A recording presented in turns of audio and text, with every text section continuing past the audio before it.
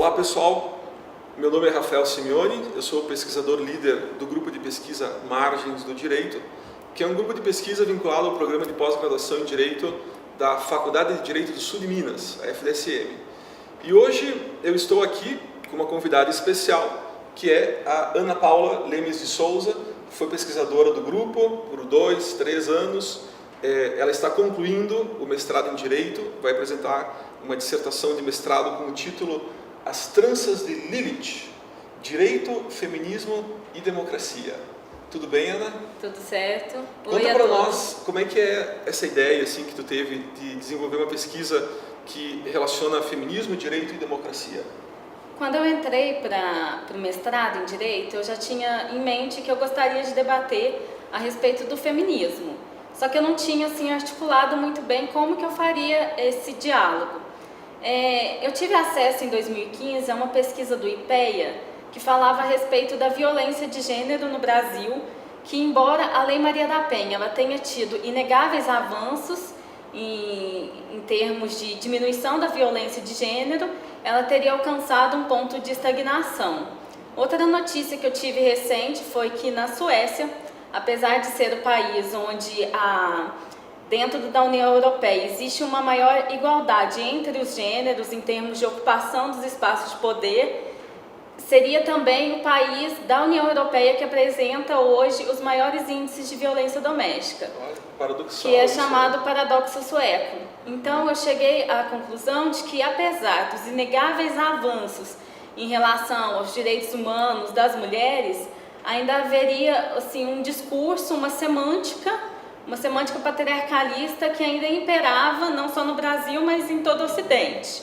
Foi a partir de então que eu busquei entender a diferença entre a evolução de direitos e a semântica patriarcal que ainda reverbera na memória dos sistemas sociais.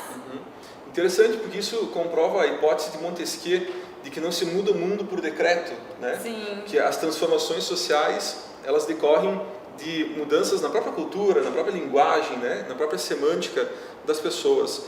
Mas na tua pesquisa, como é que tu identifica isso? Isso está ligado então à nossa história, a esse patriarcalismo do Brasil colônia? Será que até hoje isso é reproduzido assim nas relações sociais? Como é que tu enxerga isso? Então, como o título do meu trabalho sugere, As Tranças de Lilith, eu me senti particularmente interessada em entender as construções discursivas dentro das escrituras religiosas, porque eu entendi que ali talvez houvessem algumas respostas para que a gente entendesse como que nós dividimos os nossos espaços, as nossas atitudes em relação aos sexos.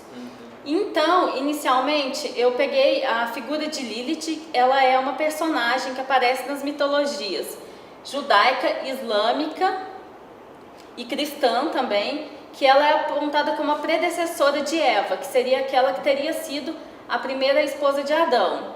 E ela aparece no Talmud, no Zohar e no alfabeto de Ben Sirá, que são livros apócrifos antigos, como aquela que teria sido a esposa de Adão e feita da mesma matéria que ele, só que em decorrência dela não aceitar uma postura patriarcal e impositiva em relação ao Adão, ela se rebelou e fugiu do Éden. A partir dessa figura eu comecei a investigar como que se forma dentro de uma determinada cultura os sexos, como que a gente binariza o sexo. E foi muito surpreendente que ao longo da minha pesquisa, inicialmente eu comecei a trabalhar Lilith apenas como uma figura de linguagem, uma construção semântica para que a gente pudesse ilustrar essas diferenciações entre os sexos, só que depois eu acabei descobrindo que, na verdade, a própria ascensão do seu mito tem tudo a ver com a origem do patriarcalismo. Ao longo dos meus estudos, eu percebi que o patriarcalismo ele surgiu como uma mudança ocasional na configuração de sentido em uma sociedade de pastores que, devido à lógica reiterada de apropriação, acabou se transformando em um modo de vida patriarcal. Quer dizer então que não é natural que haja um patriarcalismo, isso foi uma decisão política em algum momento da história, então? Sim, na minha pesquisa eu cheguei à conclusão de que o momento histórico em que aconteceu, e também não foi assim uma decisão opressora. Foi uma causalidade que aconteceu ao longo e que mudou a configuração de sentido desse povo. Eu coloco que o patriarcalismo ele surgiu quando alguns indo-europeus eles mudaram o modo de vida que era nômade, e eles passaram a se apropriar dos rebanhos. A partir do momento em que eles se apropriaram desses rebanhos, a gente vê surgir na cultura uma ótica do inimigo. E é até interessante você analisar algumas histórias que são contadas, inclusive, na nossa infância, a respeito dos lobos. Porque o lobo ele é comensal natural do homem. E a partir desse momento em que eles fazem esse cerceamento dos rebanhos, e surge a ótica do inimigo, o lobo passa a ser o inimigo, porque o lobo ele não se alimenta do homem, mas ele se alimenta desses rebanhos que foram apropriados em um determinado momento da história por essa sociedade, porque antes eles seguiam esses rebanhos. A partir do momento que eles cerceiam, a gente ganha uma grande divisão entre vida e morte e, consequentemente, há uma apropriação e controle da sexualidade e do corpo da mulher. E é interessante que o regime que antecedeu esse período, que aconteceu há cerca de 6 mil anos, era o regime chamado matrístico. E nesse regime matrístico, do mesmo modo que no patriarcalismo a lógica é da apropriação, no regime matrístico a lógica era da corporeidade. Então o patriarcalismo ele surge com a supressão da sexualidade da mulher.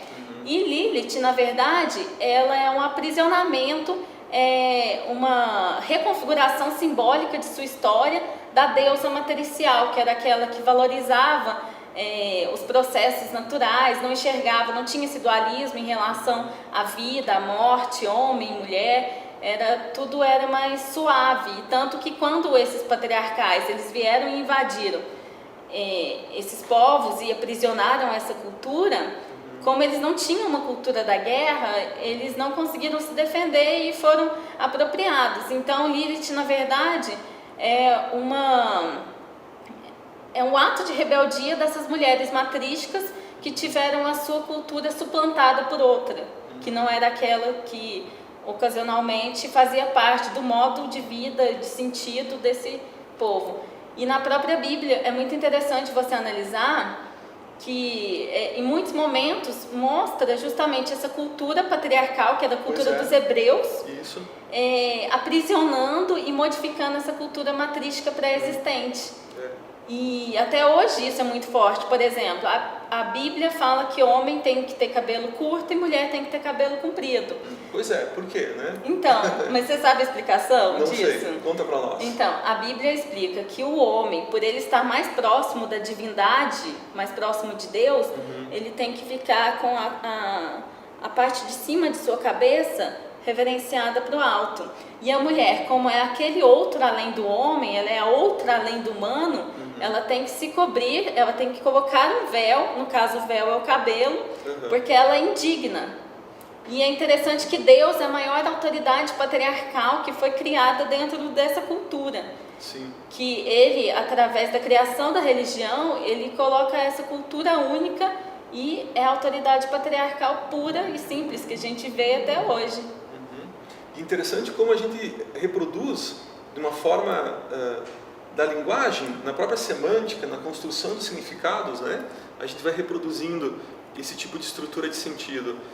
E isso me faz lembrar também de uma perspectiva, falando agora em termos teóricos, assim, porque eu quero iniciar já a conversa sobre o referencial teórico, uma perspectiva que não é liberal, ou seja, a questão não é a pessoa que toma a decisão ou aquele ato que fundou ou a origem, né, do negócio, mas a questão é entender que a gente faz parte do mundo onde a comunicação ela vai construindo esses significados e a gente vai compartilhando e reproduzindo esses significados. Então não é a pessoa, mas as instituições que reproduzem isso, né? Não é o ser humano, cada um indivíduo que vai reproduzindo isso de uma forma ingênua. São as organizações da sociedade que vão reproduzindo, né, essa forma de construção de sentido do mundo. E essa linha de pensamento, ela é interessante porque tu trabalhou como referencial teórico, entre outros, né? Uma perspectiva que é da teoria de sistemas de Niklas Luhmann, né? Sim. Conta para nós um pouco do porquê que tu encontrou no pensamento de Niklas Luhmann a possibilidade de desenvolvimento dessa ideia. Sim, eu trabalhei especialmente, meu referencial teórico foi Niklas Luhmann, mas em decorrência dele não ter escrito nenhuma obra a respeito especificamente da questão do feminismo, embora seja uma teoria suficientemente forte e pós-ontológica que me permitia pensar de forma diferente, fora da caixinha, do que as pessoas vêm produzindo dentro desse tema, eu também me orientei por Jacques Derrida, pelo desconstrutivismo, que também oferece um grande suporte em termos de construções, e ele trabalhou bastante com esses metáforas, né? Sim, Nossa, com metáforas. Muito bom, assim. Sim. E Luhmann, justamente por causa dessa possibilidade, que a observação de segunda ordem permite, porque eu trabalhei a partir de uma diferença, que eu considerei uma diferença inaugural, que é aquela que as letras bíblicas falam, que é a partir do momento em que Lilith ela abandona o Éden, Deus resolve criar Eva. Deus, segundo as escrituras bíblicas, teria criado Eva a partir da costela de Adão para oferecer uma companhia. Aí você já tem a raiz da objetificação feminina, que é aquela que vai fazer a companhia para o homem para torná-lo menos triste, menos solitário, etc. Isso. E a partir de... E da companhia para o supermercado é um passo muito curto, muito né? curto, sim. E é interessante que da mesma maneira em que Lilith foi a pecadora, Eva repete o pecado, porque é ela que é inconsequente, é racional, que vai, experimenta o fruto proibido e traz essa questão. Então Deus, quando ele dá o castigo para Adão e Eva, ela ganha um nome, que até então ela não tinha um nome, então ela ganha uma categorização, e Deus diz, haverá guerra entre os sexos. Então, a partir desse momento, você inaugura essa construção semântica que eu procuro desconstruir ao longo do meu trabalho. E Niklas Luhmann, então a diferença é natureza e cultura, que ela se repete nas letras bíblicas, porque Deus fala, mulher, fique em casa e cuide dos filhos e seja uma boa mãe, enquanto ele fala para Adão, você vai trabalhar, vai sustentar seus filhos e vai ser mortal. Então, essa diferença ela se repete, inclusive, dentro do discurso do feminismo. Porque ele inaugura, sim, porque o feminismo clássico trabalha com a ótica do gênero. Mas a gente esquece que o gênero e o sexo são ambos construções discursivas de caracteres naturais que você dá uma configuração linguística. Então, o próprio feminismo repete essa diferenciação ao falar que o gênero ele é da cultura, enquanto o sexo é natural, sendo que o sexo não tem nada de natural. Eu tive acesso a vários estudos, por exemplo, em relação ao neutro masculino, em relação XY, por exemplo, que nas próprias pesquisas científicas, os pesquisadores eles conduzem, tem muito de aristotélico nisso, porque a feminilidade seria, no máximo, uma ausência de masculinidade. Então tem aquele velho discurso da ausência e presença que se repete até hoje e a gente não percebe e reproduz esse discurso. E é isso que faz com que uma diferença que é linguística entre gêneros se transforme numa diferença como se fosse da natureza das coisas. E a natureza ela tem esse sentido. Aí que eu começo a trabalhar no meu porque a natureza, ela coloca uma dimensão da memória, que é cultural, num viés de inquestionabilidade. Então, ele se torna segredo. Sim. Aí que vem toda a questão de como isso, a partir da antiguidade, como é que ocorre essa transição desse sentido mulher, que é um erro de comunicação, como que ele passa para a modernidade e a gente repete isso. Quando você faz uma observação de segunda ordem, você observa que a partir da modernidade a mulher passa a ocupar o lugar do outro. Então há uma reentre, porque ela passa a ser objeto da observação desses sistemas. E Luhmann ele oferece essa possibilidade, até porque eu me propus a trabalhar a diferença natureza e cultura pela perspectiva de dois sistemas sociais específicos, que é o sistema da arte e o sistema do direito. Então, quais são os pontos cegos para o direito e o que esconde essa diferenciação entre homem e mulher e como você pode propor uma diferença que seja historicamente mais sensível e você possa efetivamente desparadoxar esse paradoxo. Uma reconstrução do significado. Exatamente. Interessante. E, Ana, a tua observação ela é muito interessante e diria até que ela é inovadora, né? Muito inovadora para uma dissertação de mestrado. Tu está a um passo assim, de estar defendendo uma relação original, né? no teu trabalho.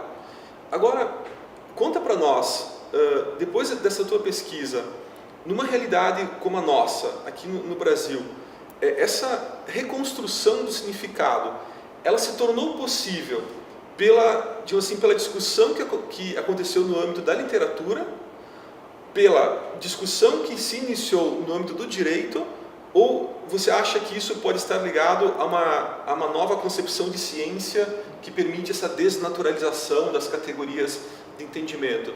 Tu consegue identificar, digamos assim, de onde veio o estímulo para se começar a repensar na posição, né, da figura da mulher em termos de uma sociedade? Ou será que isso é uma coisa que é por acaso, assim? Como é que tu entende essa relação? Então, eu acho que a possibilidade de a gente começar a discutir, entender essas questões de uma forma diferenciada, se deu especialmente a partir da viragem científica, que inovou toda a ciência e possibilitou com que a gente começasse a entender o mundo de uma forma diversa. E é a partir daí que você realmente consegue entender isso, não no sentido assim uma questão de opressão, como a gente colocou, ou uma imposição para um poder, como se houvesse um superpoder que pudesse vir ali e fazer um cálculo exato sobre uma determinada mudança, mas entender isso dentro desse aspecto. E o direito é interessante, eu trabalhei com um autor também, além de Luhmann, é chamado François Host, que ele fala sobre a questão da memória. Então, o patriarcalismo, a gente só continua repetindo essa semântica residual dos sistemas sociais, porque a cada geração, você repete esses signos, esses significados, e as próximas gerações, elas ou aceitam ou recusam. Talvez a gente esteja nesse momento realmente de recusar essas configurações semânticas que nós herdamos, de certa forma. Até na minha conclusão eu falo a respeito dessa questão de ser herdeiro, que você tem que ser herdeiro, você tem que reconhecer o ponto que você está em termos de autores, do que veio sendo produzido. A força da tradição. A força da tradição, mas suficientemente rebelde para poder romper com isso.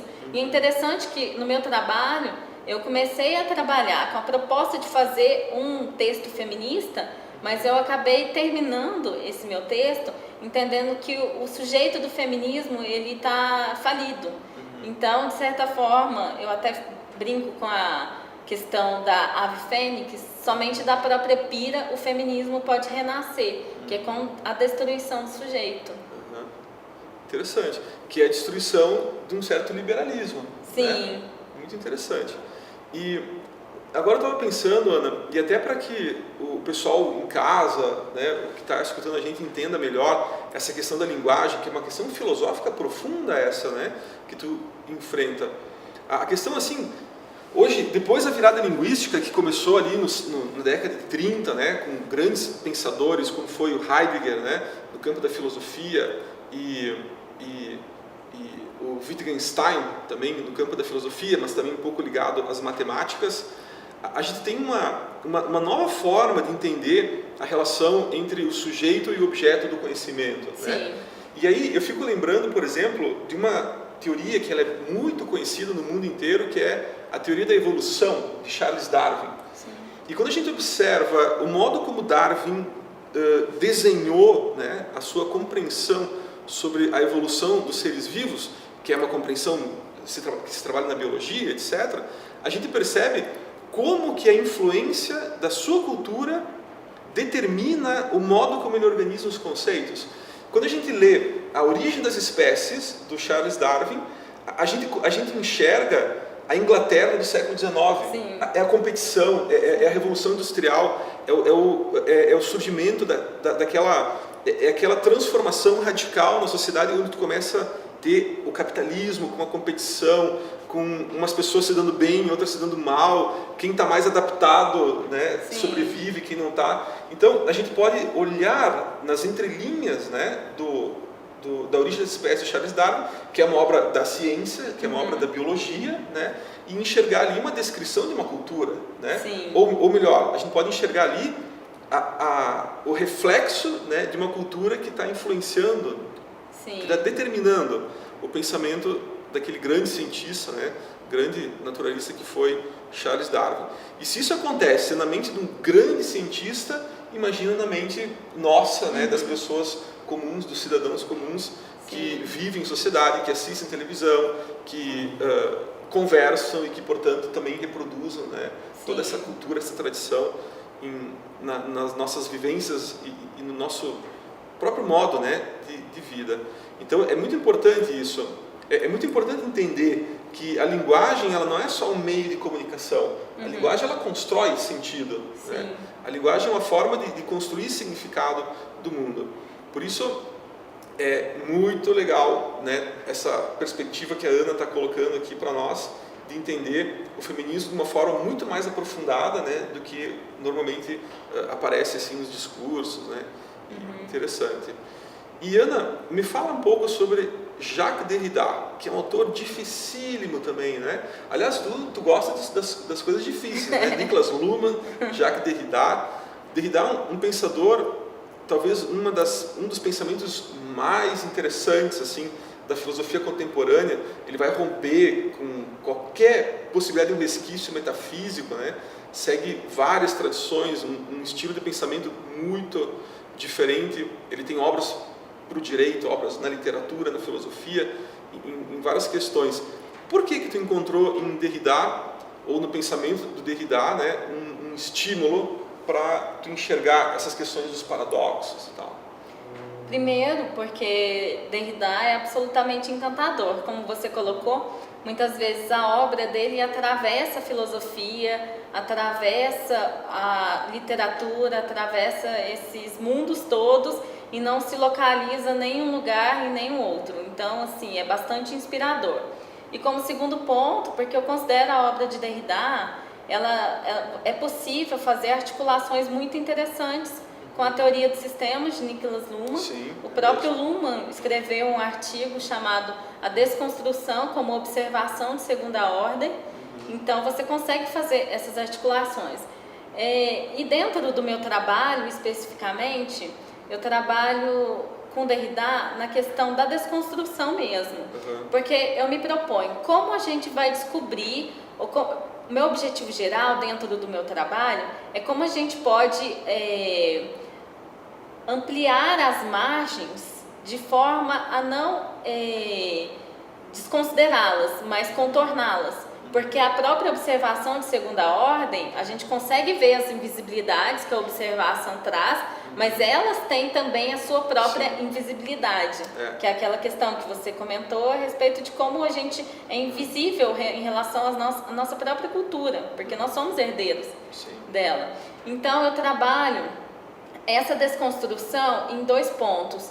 E o Derrida ele falava em coreografia, que foi uma palavra que ele pegou inclusive de uma feminista famosa na época, que falou que ela só vai na revolução se ela for para dançar. E ele brinca com essa ideia da coreografia, que ele fala que primeiro é necessário você fazer alianças calculáveis no espaço-tempo, para você inverter os polos, que é o caso da mulher, se ela já esteve recalcada há tanto tempo, então antes de você provocar um deslocamento de sentido, primeiro você tem que provocar uma inversão desses polos, que tem que ser estratégias. A partir do momento em que você é colocado dentro de uma configuração linguística que te dá um sujeito, você primeiro tem que se reafirmar nesse sujeito, para depois efetivamente você conseguir deslocar o sentido. Então, a desconstrução, ela tem primeiro a inversão, e segundo, o deslocamento. Como meu objetivo geral é buscar uma forma historicamente mais sensível de você criar essas diferenciações em termos de leis, então primeiro você tem que se reafirmar nessa identidade para depois você modificar essa política de identidade por uma política de identificação que possa colocar dentro da lei um caráter da contingência e do silêncio. Apenas o silêncio pode desparadoxar o paradoxo do segredo, que é o que mantém as diferenciações e as binarizações dos sexos. Nossa, isso é muito profundo. E isso explica também por que com uma lei tão sofisticada como é o caso da Lei Maria da Penha no Brasil, continuam persistindo os problemas, né? Isso é interessante. A gente pensar que não adianta tu ter o direito posto, né? Sim. O nosso modo de compreensão do direito posto, ele não é determinado pelo direito, Sim. né? Ele é determinado pela nossa cultura, pela nossa herança. E é o que eu falo, por mais que eu me proponha a ser feminista ou tentar ser, eu tenho plena consciência de que eu sou herdeira dessa sociedade patriarcalista e machista, e por mais que nós estamos debatendo aqui teoria, nós ainda somos... nós temos as nossas próprias invisibilidades e nós somos cegos para esse ponto. Por exemplo, o modo que você se veste, o modo que eu me visto, o modo como eu tenho que me portar como você, e até a própria configuração das famílias e dos espaços público versus privado, que é uma discussão que remete lá à Grécia Antiga, a polis e oikos, né? O oikos, que vem da economia do lar, que é uma tarefa assim, que sempre foi reservada às mulheres, e a gente não consegue assim, sair dessas amarras, né? A gente discute, a gente tenta, mas é um processo que realmente ele não é da noite para o dia. É mesmo. Resgatando aqui a ideia de justiça, né, em Luhmann como uma fórmula de contingência, mas talvez a ideia de justiça em Derrida ela seja interessante para justamente pensar essa questão. Porque o Derrida, naquele livrinho da palestra que ele deu lá em Harvard, né, que é no Brasil, como é que foi traduzido mesmo no Brasil? Força de lei. Força de lei. O fundamento místico da autoridade no direito. Acho que essa que é a tradução que teve no Brasil. Nossa, ele dá uma noção de justiça que é muito diferente, né, de tudo aquilo que a gente já viu. Ele fala, primeiro que ele começa a palestra explicando por que ele, uma pessoa que fala francês, vai falar em inglês, né, lá em Harvard. Não é só pela localização geográfica, mas porque a concepção de justiça do Derrida está em falar a língua do outro. Né? Então, isso traz toda aquela questão da ética da alteridade, que não é muito comum assim para um pensamento de tradição cristã, né, digamos assim. É um outro conceito, né, de justiça. E tu resgata isso também no teu trabalho. E a democracia por vir também eu trabalho com essa ideia. Por falar na democracia, o que tu acha da estrutura da democracia brasileira? Tu acha que a gente está num estágio, digamos assim, eu ia dizer amadurecimento, mas acho que não é essa a palavra, não é essa que é a pergunta certa hoje em dia. Será que as nossas instituições jurídicas, elas estão preparadas para dialogar com esses movimentos sociais? Será que elas estão preparadas para estabelecer uma relação de integração com essas novas formas de pensar, com essas tentativas, às vezes, rebeldes, né, de estabelecer reconfigurações de sentido? Como é que tu vê essa conjuntura atual? Assim? Então, é um tema que me interessa bastante também, essa questão da ausência de alternativas e desses movimentos de protestos que eclodiram no mundo atual. E eu vejo realmente que as instituições elas não estão preparadas para receber esse sentimento. E por isso, na verdade, a gente tem um sentimento que é geral de apatia política, porque a gente não se sente mais representado por aquelas instituições que nós herdamos, e essa sensação de ausência de alternativas dentro dessa binariedade da governo-oposição e todas Parece que a gente questões. Só consegue lidar com isso com ironia, né? Sim, e verdade. E não mais com um comprometimento de cidadão, né? Como se pensa em termos assim filosóficos, né? Sim, dá uma discussão bem interessante a respeito desse tema. Muito legal. Quando o velho morre, mas o novo ainda não nasceu. Exatamente, aquele momento de vácuo, assim. De vácuo, sim. Órfãos de uma filosofia política que dê sentido, né? As nossas práticas. A conversa está muito boa, Ana, mas nosso tempo já está chegando no final. Tu quer dizer mais alguma coisa? Quer contar um pouco como é que foi a tua experiência no mestrado aqui na FDSM? Foi fácil, né? Foi tranquilo, foi tranquilo e a experiência foi muito boa, porque acabou me abrindo esse universo de pesquisa. Como a gente vem debatendo, infelizmente no direito não existe essa valorização da atividade da pesquisa, do pesquisador.